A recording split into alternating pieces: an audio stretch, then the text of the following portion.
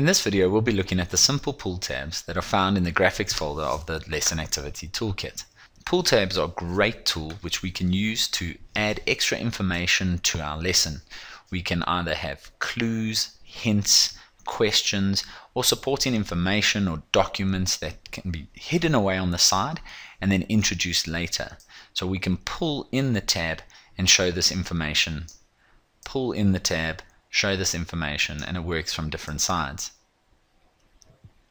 We are able to attach anything to a pull tab. Could be a diagram, could be text, could be an animation. Where do we find the pull tabs? If we click on the Gallery tab, look in the Lesson Activity Toolkit, and under Graphics, you'll find pull tabs. It's broken into two sections, Pictures and Interactive. In this video, we're looking at the Pictures pull tabs. And there are 5 different types. A plain label by itself, or a complete pull tab, which you're able to pull from the top, bottom, left or right.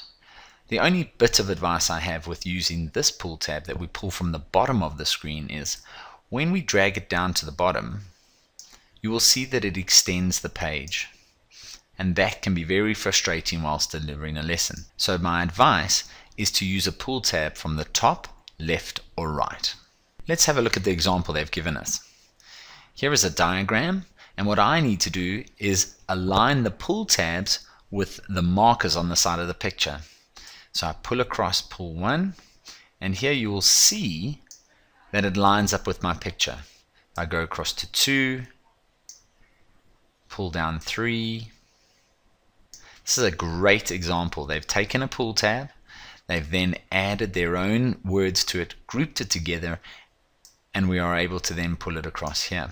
At the top they have an explanation on how to use this specific diagram and what the students need to use. So again, we've got all this information, but it's not on the page, it's actually hidden on the side, and that's how a pull tab is used. Let's have a look and see how we can make a pull tab. Here I have the first example of a pull tab. This is by itself, so this object can be rotated there, so that we can pull it from the left or right, just for simple use.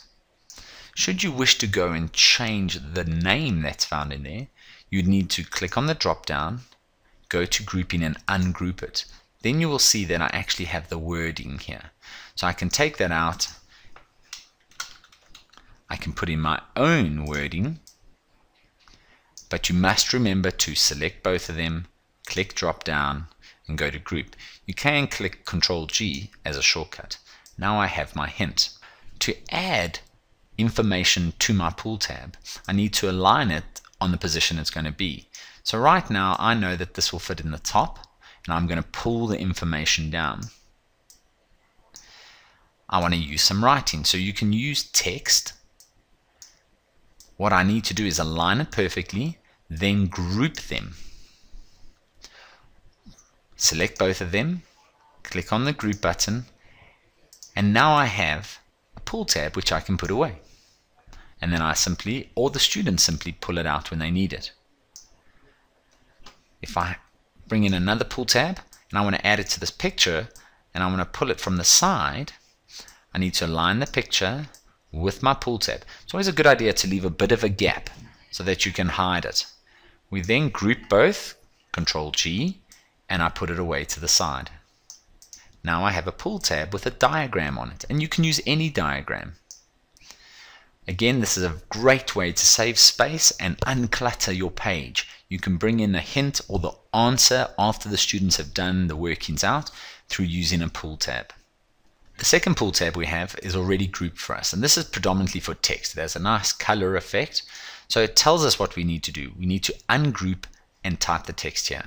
So we click on it, drop down, group, ungroup, and then double click on the text. And you can go ahead and type any text you want, and you can make it as big as you want so that it fits in. But you must remember to group it, because if you don't group it, that is going to happen. You're only going to have the pull tab and not the text. So select them both, drop down, group together, and put the pull tab on the side. And now I have a bit of information on the side there. Thank you for watching this video, brought to you by the Technology Training Academy.